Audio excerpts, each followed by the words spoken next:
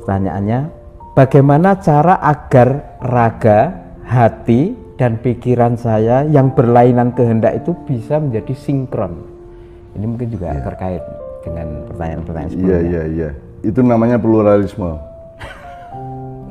Karena selama ini Anda menganggap pluralisme itu kan urusan masyarakat, negara, politik, demokrasi, dan seterusnya. Sesungguhnya setiap person, setiap orang itu plural dalam dirinya. Jadi seseorang itu singular, sebuah singularity. Di dalam singularity itu ada plurality. Jadi di dalam dirimu itu ada macam-macam. Orang Jawa kan sudah merumuskan misalnya ada sedulur papat lima pancer, karena dirimu itu ada 4 misalnya, minimum ya.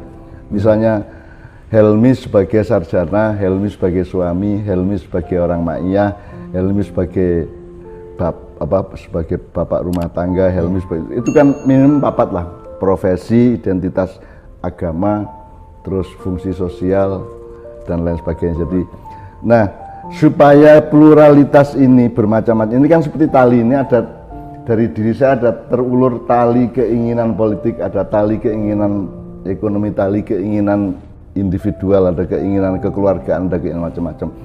Nah, kata orang Jawa kan 5 pancer. Nah, pancernya itu Allah. Jadi ya sudah, ini kita punya 4 kambing atau 5 kambing atau banyak kambing dalam diri kita, maka harus ada patokannya, tempat talinya diikatkan. Talinya gini. Ya. Jadi tadi kan bagaimana menyingkronkan raga, hati, pikiran yang seringkali itu punya kehendak beda-beda. Ini karena talinya banyak, kambingnya banyak, terus ada patoknya satu, nanti pasti ada peristiwa atau tahap-tahap di mana kambing ini saling silang sengkarut dan bundet tali ini bisa. Nah, Anda mungkin sedang mengalami tali itu satu sama lain sedang overlap dan ruwet itu ya, bundet gitu ya.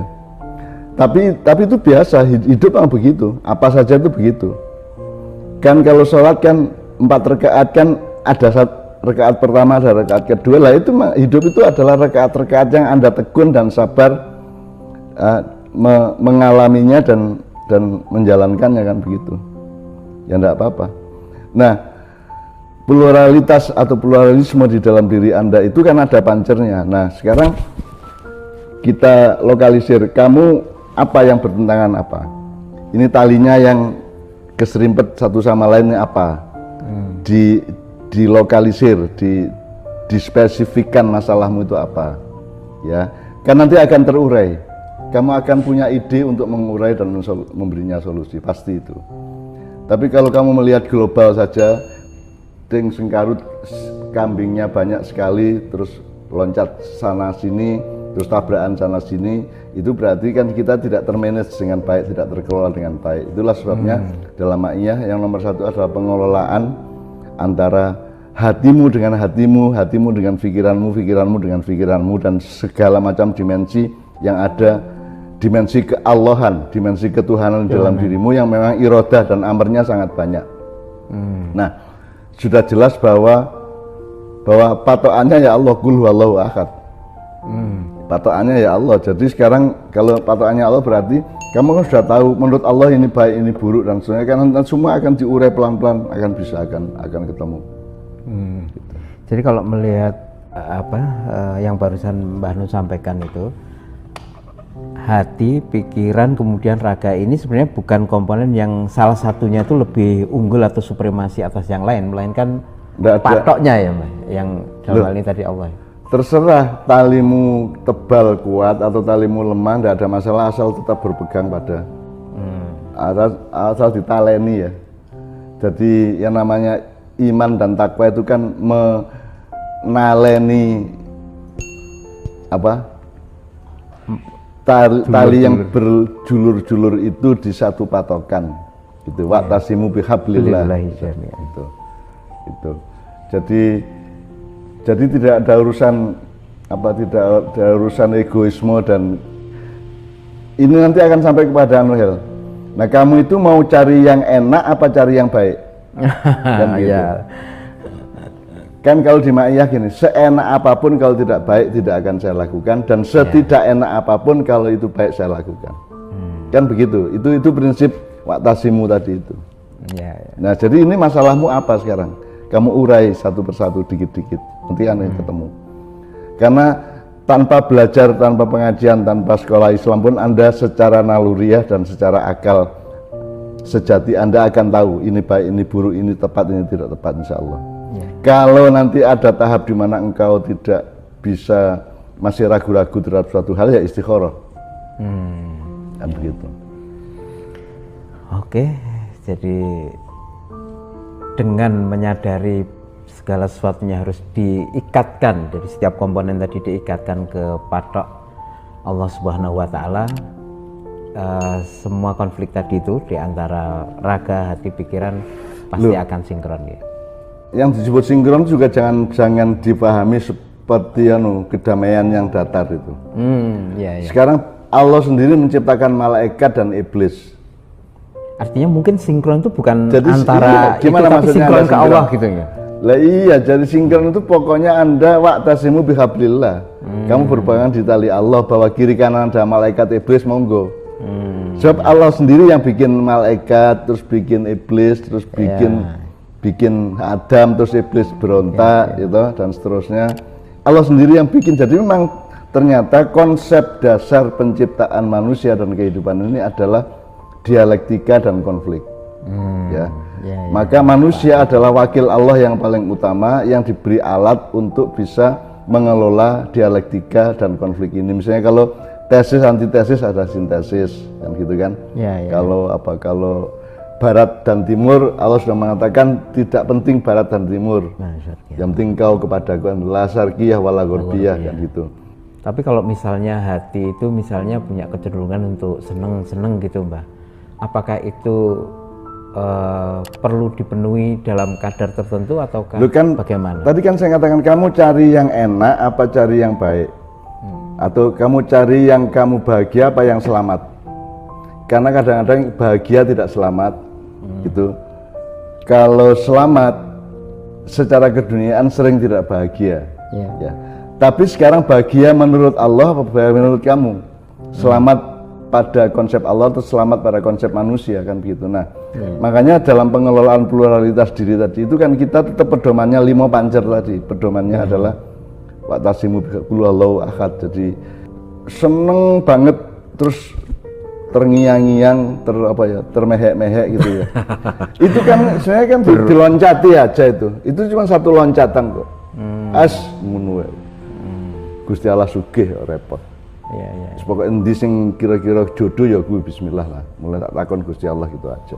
Amin ya Allah. Mudah-mudahan kalau jadi banyak orang yang termangu-mangu di depan satu keindahan yang kemudian dia ditaklukkan oleh halusinasi dan imajinasi dia mengenai keindahan atau kebesaran, kekayaan atau apapun, yang kalau saya itu tak pencoloti gitu.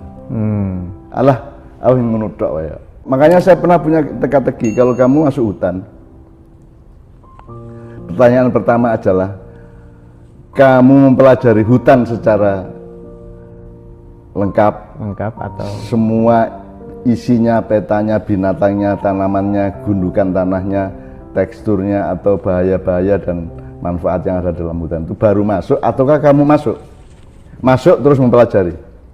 Kan itu kan ada di puisi saya dan banyak dialog. Kalau saya kan masuk, pokoknya aku bleng. Nah itu bedanya sama Sabrang. Kalau Sabrang kan mempelajari dulu semuanya, baru dia masuk pelan-pelan gitu. Jadi pertanyaan pertama adalah hutan lebat, hutan rimba di depanmu, loncat masuk, gitu kan puisi saya tahun 75. Nah nanti di tengah jalan kamu akan ketemu kunci, kamu ambil apa tidak? Itu tergantung imajinasimu. Kalau manfaat pragmatisnya kunci, ya nggak ada. Untuk apa kunci ini? Dimakan nggak bisa, gitu. Dijadikan alat beli nggak bisa, gitu. Tapi ada orang yang berpikir mungkin suatu hari nanti saya akan ketemu lemarinya atau apanya yang kunci ini bisa dipakai untuk membuka, bisa juga. Nasib tuh kayak gitu. Makanya itu namanya investatif. Jadi orang yang pragmatis dan orang yang hanya berpikir laba sesaat sehingga dia pragmatis, maka kunci itu tidak diambil. Tapi kalau orang yang investatif, dia melihat bahwa kemungkinan itu banyak. Bisa jadi nanti saya ketemu box atau lemari atau truk yang ada yang dibutuhkan kunci ternyata ini kuncinya juga bisa. Jadi itu pokoknya saya invest aja, saya ambil kuncinya. Itu kedua ya. Ketiga, nanti kamu ketemu pohon yang rubuh, ambruk, ambruk ya. gede banget, malang. Nah saiki masalahnya, pertanyaannya adalah kamu ini manusia jenis apa? Kamu mau apa? Keliling sampai ujung atau pangkalnya pohon baru ke sana, ataukah kamu loncat aja? Nah itu tergantung kepribadianmu, tergantung temperamenmu dan tergantung watakmu. Nah itu pelajarilah dari Allah. Ada manusia, kalau bahasa saya, ada manusia Abu Bakar yang sangat kultural, ada manusia Umar yang radikal, ada manusia Utsman yang menimbang-nimbang, dan ada manusia Ali yang cespleng. Cespleng. Nah, kalau saya ada pohon itu tak loncati, gak akan regen, tak pencoloti aja. Colot itu masuk kategori cesplong tadi itu? Saya? Ya. Aslinya saya aslinya begitu. Aslinya saya teroris. Aslinya saya radikalis. Aslinya saya itu di dalam diri saya itu ada gemuruh keinginan untuk memberesin semua ini, dan saya pakai kekerasan. Karena hanya satu yang bisa dipakai, itu kekerasan. Harus dipaksa. Tidak bisa orang dihimbau, tidak bisa orang direkomendasi, tidak bisa orang diminta untuk insaf, diberi peringatan, tidak bisa. Sekarang harus dipaksa, ditekek gulune, dibanting gitu. Nah kalau negara itu artinya harus diapakan, monggo gitu ya. Tapi aslinya saya begitu, tapi karena saya mempelajari hutan secara keseluruhan, sehingga kalau pohon itu bisa saya loncati, tapi kalau negara kan belum bisa saya loncati. Makanya saya tidak melakukan apa-apa sebagaimana yang pernah saya lakukan di akhir tahun 2000, misalnya reformasi atau ketika Gus Dur atau siapapun, karena saya melihat hutan secara keseluruhan. Karena ada nanti pertanyaan keempat ya, ini tadi kan ketiga ya. Ya. Yang keempat itu, karena kamu lelah jalan di hutan, haus, capek, loyo, tiba-tiba ada danau.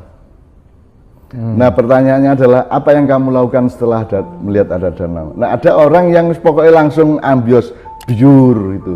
Ada orang yang alhamdulillah ada danau, terus dia tetap berada pada jarak, terus dia minggir, terus sikile disentuh-sentuhkan ke pinggiran danau di air itu. Jadi ada tipe-tipe orang berbeda-beda. Saya kalau dalam soal danau, saya tipe orang yang kedua. Jadi saya tidak mungkin ambius biur, tidak mungkin. Wong saya sudah mendapatkan rahmat yang luar biasa dengan ada danau, kan wis cukup toh ya. Bahwa saya memanfaatkannya harus dengan manajemen dan irama.